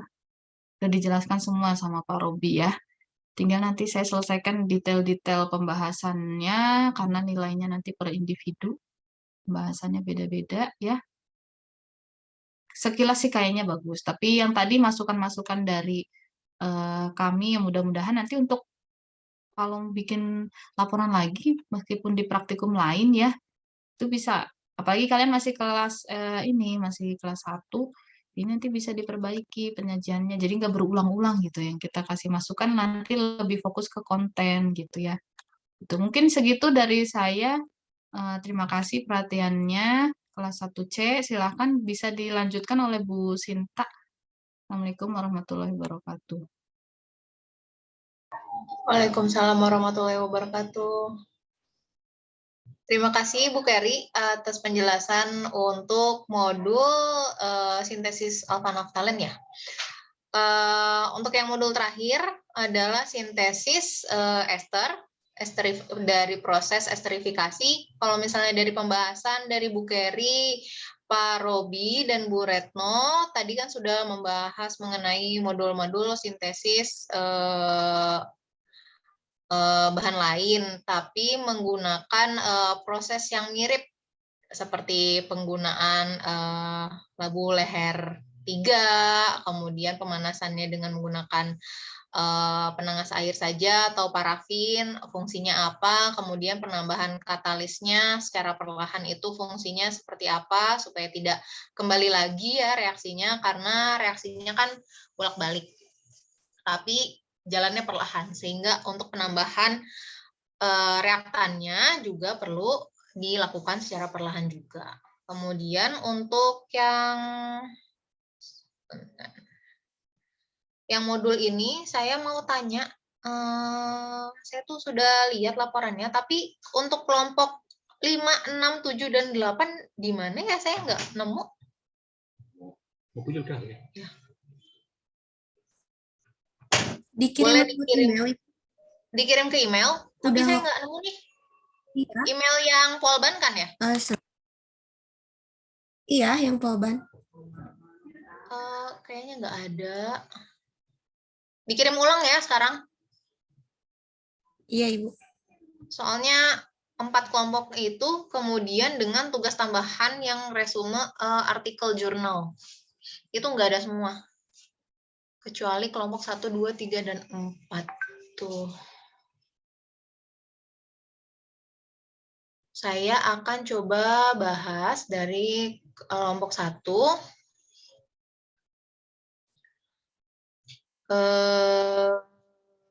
Untuk pembahasan pengolahan datanya ya. kan kalian hanya menggunakan data-data yang diberikan di job sheet. Kemudian untuk perhitungannya, untuk kelompok 1 sampai kelompok 4 sudah benar, hanya ada kayaknya kelompok 3 agak kurang betul di reaksinya. Di sini saya mau terlihatkan. Sebentar. Nah, ini untuk reaksi metil ester. Di sini kalian sudah masukkan mula-mula reaksi untuk reaktannya, alkohol dengan asamnya. Kemudian ini juga hasil reaksinya sudah. Kemudian, nah sisanya ini reaksi pembatasnya kan berada pada ini ya, apa sih? Asamnya. Kemudian, tapi hasil metil esternya ini, kenapa hasilnya sekian 0,617? Padahal kan harusnya hasil reaksinya adalah 0,332 ini. Sesuai dengan reaksi pembatasnya. Hanya salah di sini saja sih. Karena untuk perhitungan selanjutnya, ini penggunaan mol dari metil esternya ini sudah betul dari hasil reaksinya. Hasilnya juga sesuai perhitungan. Kemudian saya coba tambahkan apabila kalian mendapatkan yield 75%, itu seharusnya akan mendapatkan berapa gram. Sudah, untuk semua kelompok sudah betul. Nah, yang beda lagi untuk kelompok 3 tadi pembedanya itu ya, agak kurang sesuai dari perhitungan reaksinya. Tapi untuk kelompok 4 yang menjadi pembeda adalah penggunaan minyak dan metanol dalam sintesis metil esternya ini. Kalau kelompok lain itu 100 mili sesuai dengan job sheet. Nah, di kelompok 4 ini 160 mili dengan penggunaan metanolnya 40 mili. Sebenarnya betul karena instruksinya perbandingan volume antara minyak goreng dan metanolnya itu sebaiknya adalah 4:1. Yang tidak sesuai hanyalah volume minyaknya ini yang nggak sesuai dengan job sheet. Tuh. Tapi kalau misalnya secara perhitungan ke bawah, ini betul sih. Gitu. Untuk kelompok 4 ini meskipun tidak sesuai dengan job sheet, tapi tetap saya betulkan, benarkan, jadi tidak ada pengurangan nilai. Tapi mohon untuk praktikum-praktikum selanjutnya dibaca dengan detail supaya sesuai saja. Gitu. Kemudian saya belum baca pembahasan untuk semua kelompok sih. Yang saya hanya melihat apakah perhitungannya sesuai atau tidak. Kemudian, untuk kelompok 4 ini kalian menuliskan kembali apabila masa hasil sintesisnya ini didapatkan, maka volumenya itu berapa. Tapi pada kenyataannya kalau misalnya kalian melakukan praktikumnya, mungkin pengukuran volume dari hasil sintesis ini tidak perlu dilakukan karena di sini kan volume hasil sintesis secara teoritis ini ada komanya ya, sehingga kalau misalnya kalian ukur dengan menggunakan alat-alat gelas yang ada di laboratorium mungkin akan susah gitu ya. Nah, sehingga apabila kalian melakukan praktikum sintesis esterifikasi ini atau proses esterifikasi ini, mungkin kalian akan hanya mengukur hasil sintesisnya dengan masanya saja, kemudian dibandingkan dengan karakteristik secara fisikanya, seperti titik didih, indeks bias, dan lain-lain, seperti pada modul yang Bu Keri tadi, alfa naftalen ya. Gitu. Di sini juga ditugaskan dalam job sheet ini ya karakter fisika dari setiap bahan yang digunakan juga dengan hasilnya, metil esternya ataupun etil asetatnya. Di sini bahannya sudah ada untuk kelompok 4, tapi untuk hasilnya etil asetat dan metil esternya ini tidak ditampilkan. Apakah tidak dicari? Karena sebetulnya penting juga untuk kalian mengetahui karakter fisika dari bahan yang dihasilkan gitu, sehingga kalian bisa tahu nanti hasilnya nih sudah murni atau belum, begitu. Untuk kelompok 4 mau ditambahkan yang kurang atau tidak, kayak gini aja. Karena untuk modul yang sebelumnya kan saya beri waktu sekitar berapa? 2 hari atau 3 hari ya untuk merevisi hal-hal yang kurang.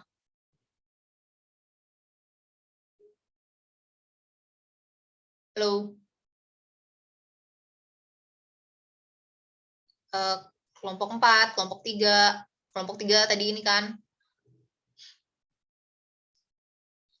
yang kurang. Suara saya kedengaran nggak ya? Ada Bu suaranya. Direvisi saja, Bu, Bu. iya. Mau direvisi sampai hari Jumat kali? Iya, boleh, Bu. Ya. Ibu kalau Untuk kelompok kan itu cuman tipe kan Ibu, itu teh dari kopas dari yang atasnya. Nah, jadi itu harus diperbaiki lagi terus dikirim, Bu. gimana? Ya, Ibu, yang kelompok 3 yang NRS-nya yang di bawahnya kan. Iya, nggak apa-apa. Diganti aja juga yang kelompok 3. Baik, Bu. Hasil reaksinya ya. Diganti aja. Nanti dikumpulkannya kolektif lagi ya, Bu? Ya, kolektif aja kayak modul yang sebelumnya, 1 email untuk semua kelompok. Baik, Bu. Yang untuk kelompok 5 sampai kelompok 8, laporan yang belum diperbaiki dikumpulkan juga. Nanti kalau kalian sudah kita bahas nih, kemudian kalian baca ulang laporannya, terus ada yang mau diperbaiki, boleh dikirimkan ulang bareng sama kelompok-kelompok lainnya. Jadi saya bisa bandingin yang sebelum diperbaiki itu seperti apa, kemudian yang sudah diperbaiki itu seperti apa.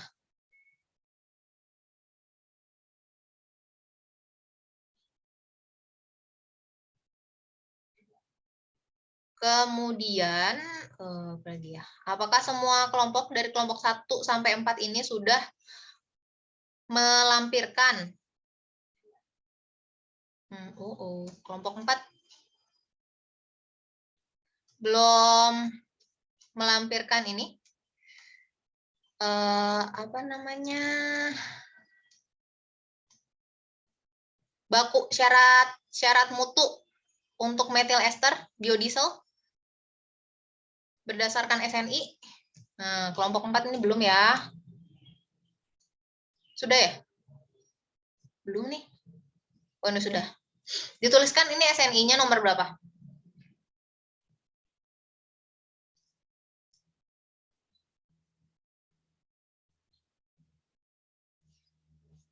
Kemudian untuk pembahasan kemarin saat praktikum daring, kita kan hanya melihat cara pembuatan dari metil ester dan etil asetat dari video di YouTube ya. Ada beberapa detail step yang tidak ada di job sheet. Sebaiknya itu dibahas pada pembahasan masing-masing individu. Misalnya pada video tidak digunakan labu leher 3, itu nanti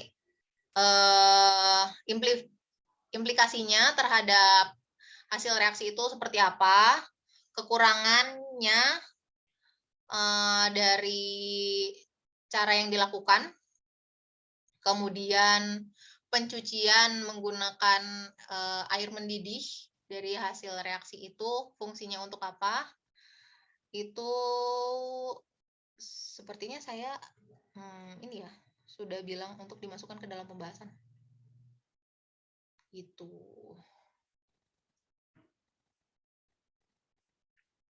Nanti saya lanjutkan deh untuk penilaian pembahasan secara individu. Tapi secara umum ini mirip dengan pembahasan untuk modul-modul yang sudah dibahas oleh Bu Keri, Pak Robi, dan Bu Retno. Iya. Ada yang mau ditanyakan?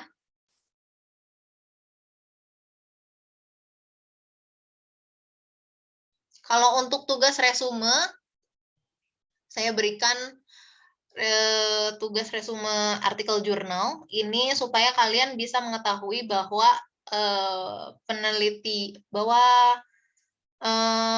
di universitas lain pun dilakukan penelitian untuk sintesis etil asetat ataupun metil ester dengan menggunakan bahan-bahan lain yang menjadi isu lingkungan, misalnya penggunaan dari limbah tertentu supaya mendapatkan nilai lebih, kemudian penggunaan katalis lain selain yang disebutkan dalam job sheet itu supaya karena saya ingin kalian meskipun kelas 1 pendahuluan supaya ada ilmu bahwa meskipun ini praktikum tapi bisa dikembangkan menjadi penelitian mungkin untuk tahun-tahun selanjutnya kelas 2 atau kelas 3 nanti kalian bisa mengembangkan reaksi esterifikasi ini dengan menggunakan bahan-bahan lain atau variasi reaksi yang berbeda gitu. Kemarin saya coba bilang ya bahwa untuk resume jurnal ini maksimal 2 halaman, tapi pada lebih. Oh, untuk kelompok 3 dan 4 tetap 2. Good job. Tapi untuk kelompok 1 dan 2 ini 3 halaman ya. Mungkin karena kalian memilih font yang lebih besar. Nggak apa-apa. Dan ini ditampilkan daftar pustakanya. Ditunggu untuk kelompok 5 sampai kelompok 8 ya. Ada yang mau ditanyakan? Kelompok 5 sama kelompok 5 sampai kelompok 8 udah dikirim Ibu ke email. Oke, saya coba lihat dulu.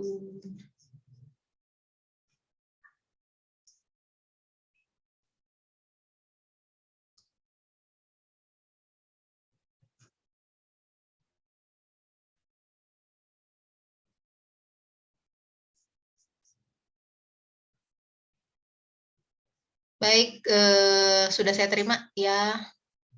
Nanti saya baca dan saya nilai. Untuk kelompok 5 sampai kelompok 8 kan tadi tidak saya tampilkan ya. Data pengamatannya, perhitungan datanya. Kalian baca ulang kalau misalnya tidak sesuai dengan yang saya bahas dari kelompok 1 sampai kelompok 4 tadi. Boleh direvisi oleh kalian, kemudian dikirimkan ulang bareng satu kelas aja.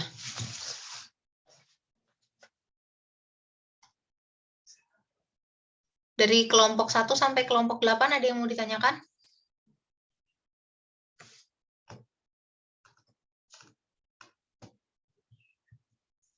Kalau tidak ada, pembahasan dari saya cukup sekian.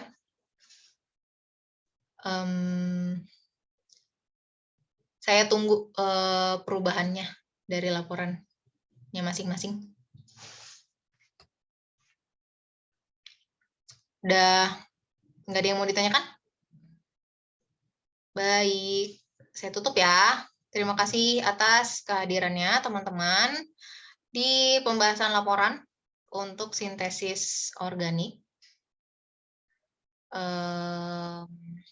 Terima kasih. Saya tutup. Assalamualaikum warahmatullahi wabarakatuh. Waalaikumsalam. Waalaikumsalam warahmatullahi. Silahkan di screenshot dulu, Sarah. Oh ya boleh.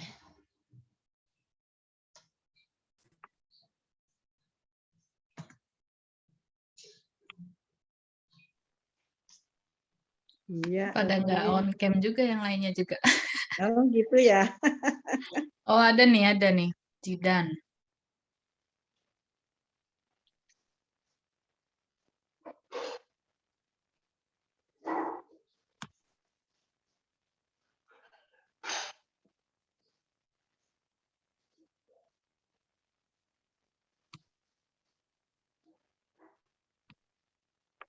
Sudah?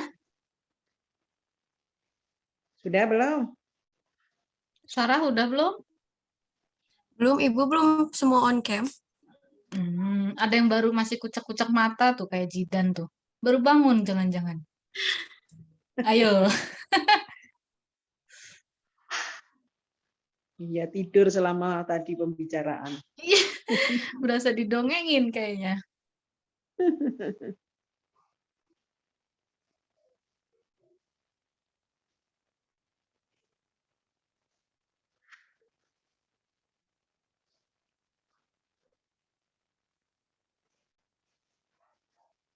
Ini nanti ada ujian nggak ya, Bu ya, Bu Retno?